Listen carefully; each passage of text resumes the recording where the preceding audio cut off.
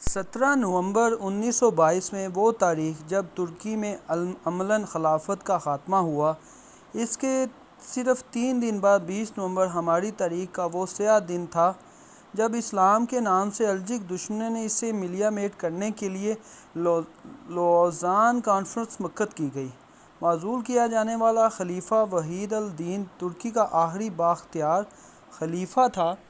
جولائی 1918 میں جب وہ مسند خلافت پر بیٹھا تو اس کی عمر 59 سال ہو چکی تھی۔ اس وقت جنگ عظیم اول کے آخری لمحات تھے۔ اس نئے کرسی نشین کی آنکھوں کے سامنے ترکی دم توڑ رہا تھا جب جنگ عظیم کا وہ ہولناک انجام سامنے تھا کہ ترکی کے واحد اتحادی جرمنی کو شکست ہو گئی تھی۔ عرب، شام اور عراق ہاتھ سے نکل چکے تھے۔ شمالی شام اور جنوبی ترکی پر فرانس کی فوجیں قابض ہو گئی تھیں۔ استنبول اناطولیہ موجودہ ترکی کے ایشیائی حصے کے اضلاع کے سوا کچھ بھی باقی نہ رہا تھا۔ ترکی کے پاس ہتھیار ڈالنے کے سوا اور کوئی چارہ نہ تھا۔ آزمائش کی کسی طرح کی ترکی کو بچانا تھا جس کے اہم ترین ساحلی نکات حتیٰ کہ دارالفلاح بھی اتحادی فوج کی کھڑی تھیں۔ خلیفہ نے جب دیکھا کہ اتحادی بھی مصطفیٰ کمال پر اعتماد کرتے ہیں تو اس بحران سے نکلنے کے لیے اسے ایک عجیب تدبیر سوجی۔ اس نے سوچا کہ وہ خود وقت گزارنے کے لیے یورپی طاقتوں کے مطالبات مانتا ہے تاکہ منصب خلافت ہاتھ سے نہ جائے، مگر دوسری طرف مصطفیٰ کمال سے خفیہ طور پر طے کر لی کہ وہ ترکی کے آزاد علاقے میں جا کر خلیفہ کے خلاف نمائشی بغاوت کر دے۔ کیونکہ اس طرح قائم ہونے والی باغی حکومت کا یورپی اتحاد سے کوئی معاہدہ نہیں ہوگا، اس لیے وہ ایک آزاد ترکی کے لیے جدوجہد کر سکے گی۔ یورپی اتحاد اس تحریک کو نظر انداز نہیں کر سکے اور اسے مجبور ہو کر صلح کی شرائط نرم کرنا پڑ گئیں۔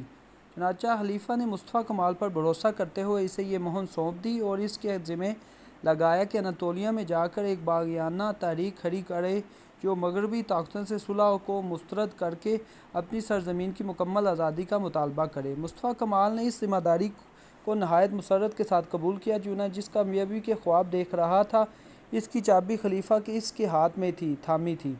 وہ خلیفہ خفیہ العمل اناطولیہ پہنچا۔ اس دوران یونان نے ترک علاقے ازمیر پر قبضہ کر لیا۔ اطلاع ملتے ہی کمال نے ترک جوانوں کو جمع کرکے ایک قرارداد پاس کرتے ہوئے اعلان کیا کہ ترک عوام غیر ملکی تسلط برداشت نہیں کرے گی۔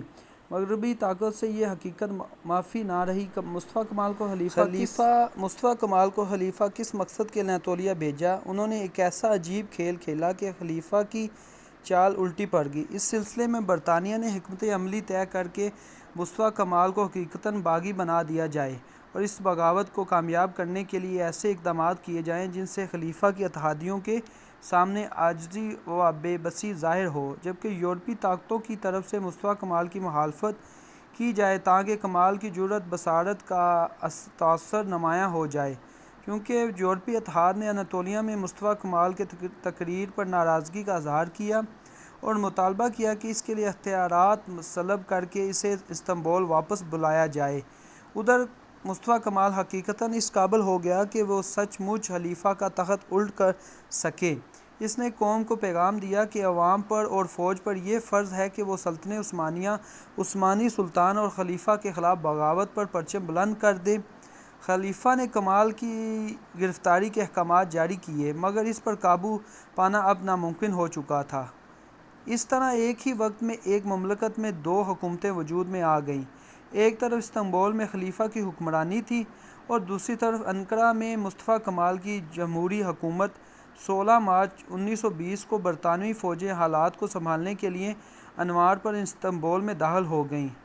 سلطان محمد فاتح کے بعد استنبول فتح کرنے کے بعد پہلی بار ایسا ہوا تھا کہ کوئی غیر ملکی فوج مسلمانوں کے اس دارالخلافہ میں گھسی ہو۔ برطانوی افسران کے دباؤ پر خلیفہ نے ایک نئی حکومتی مجلس تشکیل دی جس نے گھر گھر تلاشی لے کر جیل خانوں تک گنگال کر مصطفیٰ کمال پاشا کے حامیوں کو گرفتار کیا۔ برطانیہ نے اس نئی حکومت پر اپنے نگران مقرر کر کے اعلان کرایا کہ لوگ خلیفہ کی اطاعت کریں، مگر ان کوششوں کا اس کے سوا کوئی نتیجہ نہ نکلا۔ لوگ خلیفہ کو برطانیہ کا اعلیٰ کار سمجھنے لگے، ان میں ترک قومیت کا جذبہ مزید پختہ ہونے لگا، اور یہی برطانیہ کا مقصد تھا کہ یہ تاثر عام ہو گیا کہ خلیفہ سامراج کا ایجنڈا ہے جس کے بس میں کچھ بھی نہیں، جبکہ مصطفیٰ کمال یورپ کے خلاف شمشیر بے نظام ہے۔ استنبول اور اس کے مسافات میں نوجوان رضاکاروں کی بھرتی شروع ہو گئی تاکہ اتحادی طاقتوں سے ایک اور جنگ لڑی جا سکے۔ یورپی اتحاد ایک ملک میں قائم ان دونوں حکومتوں کی کارکردگی کو بغور دیکھ رہا تھا۔ ان میں سے کسی کا غلبہ ان کے مقاصد کے لیے زیادہ مفید ہو سکتا ہے۔ انہوں نے خلیفہ کو کچھ اختیارات دے دیے جن سے فائدہ اٹھا کر خلیفہ کی فوج گورستان پر فوج کشی کی اور اسے دوبارہ ترکی میں شامل کر لیا۔ اس فتح سے خلیفہ کی دھاک دوبارہ بیٹھ گئی اور لوگ کمال کا ساتھ چھوڑ کر خلیفہ کے گرد جمع ہونے لگے۔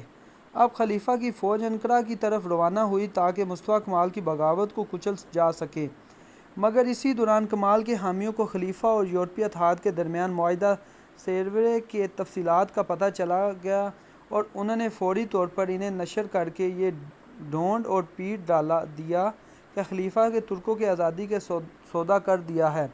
اس سے پانسا یکدم پلٹ گیا، عوام اور فوج کی پوری حمایت کمال کے ساتھ ہو گئی۔ سوال یہ ہے کہ آخر معاہدہ سیورے کیا تھا؟ اس کی تشہیر ہوتے ہی خلیفہ کو غدار کیوں تصور کر لیا گیا؟ ہوا یہ تھا کہ اتحادی خلیفہ پر دباؤ ڈال رہے تھے کہ وہ ان کی من پسند شرائط پر صلح کر لیں، ورنہ اتحادی فوجیں خلافت کا خاتمہ کر دیں گی۔ مجبور ہو کر خلیفہ نے نمائندوں نے 10 اگست 1920 کو معاہدہ سیورے قبول کرنے پر آمادگی ظاہر کر دی، جس میں کہا گیا تھا استنبول کے سوا ترکی کے باقی تمام علاقے اتحادیوں کے قبضے میں دے دیے جائیں گے۔ ازمیر اور اس کے آس پاس کے 5 اضلاع 5 سال تک یونان کے قبضے میں رہیں گے۔ ترکی اور ان کے تمام مقبوضات سے باضابطہ طور پر دستبرداری کا اعلان کریں، جو عالمی جنگ میں اس سے الگ ہوئے۔ معاہدے کو خلیفہ کی منظوری کے بغیر قانونی حیثیت نہیں مل سکتی تھی۔ خلیفہ غور و فکر کے بہانے اس پر دستخط کرنے کو ملتوی کرتا رہا۔ یوں اس نے معاہدے کی توثیق کی نوبت نہیں آنے دی۔ معاہدہ سیورے کے مندرجہ ذیل مصطفیٰ کمال تک پہنچے گئے، جہاں شائع کر کے اس نے خیالات کا رخ بدل دیا، اور اس میں کوئی شک نہیں کہ معاہدے کی نقل برطانوی خفیہ اداروں نے اسے بھیجی تھی۔ ملکی فضا جو خلیفہ کے ساتھ ہو چکی تھی، اب یکدم خلیفہ کے مخالف انقرہ حکومت کی حمایت میں ہو گئی، جس کی وجہ سے انقرہ پر خلیفہ کی وفادار فوج کا حملہ ناکام ہو گیا۔ یہاں ہمیں یہ ضرور سوچنا ہے کہ اگر واقعی خلیفہ انگریزوں سے ملا ہوا ہوتا تھا اور مصطفیٰ کمال ہی انگریزوں کا اصل مد مقابل تھا، تو برطانوی فوجیوں انقرہ کی جگہ استنبول پر قبضہ کیوں ضروری سمجھا؟ مصطفیٰ کمال کو انہوں نے آزاد کیوں چھوڑ رکھا؟ مصطفیٰ کمال اگر برطانیہ کا مہرہ نہیں تھا تو اس نے انگریزوں کے خلاف کوئی کارروائی کیوں نہ کی؟ انقرہ کی فوجیں فرانسیسیوں، انطولیوں اور یونانیوں کے مقابلے میں ضرور کھڑی ہوں گی، جس سے مصطفیٰ کمال کی جب الوطنی اور جرأت بصالت کا چرچا ہوا اور اسے عوامی اعتماد نصیب ہوا، مگر اس نے برطانوی نبردار آزمائے ہونے کی کبھی کوشش نہیں کی، جبکہ استنبول پر جو ترکوں کا سب سے اہم مقام تھا، صرف برطانوی فوجیں حملہ آور ہوئی تھیں۔ کمال نے وہاں حملہ کر کے انگریزوں کو بے دخل کیوں نہ کیا؟ اگر وہ سلطنت عثمانیہ کا مخلص تھا تو خلیفہ کو برطانیہ کے تصور سے نکالا اسی کی ذمہ داری تھی، کہ کیونکہ قوم اور فوج اس کے ساتھ ہو چکی تھی، مگر اس نے ایسا کچھ نہ کیا، اور آخرکار یہ سوال بھی سامنے آئے کہ اتحادی طاقتیں چاہتی تو کمال سے نجات حاصل کرنا ان کے لیے کوئی مشکل کام نہ تھا، اور اس کا سر شروع میں کچلنے کے لیے متحرک نہ ہوئیں۔ اس صورتحال سے صرف صاف پتہ چلتا ہے کہ عالمی طاقتیں مصطفیٰ کمال کے ہاتھوں خلافت کو ختم کرانے کے لیے اسے ایک زبردست لیڈر کی حیثیت دلوانے میں دلچسپی لے رہی تھیں۔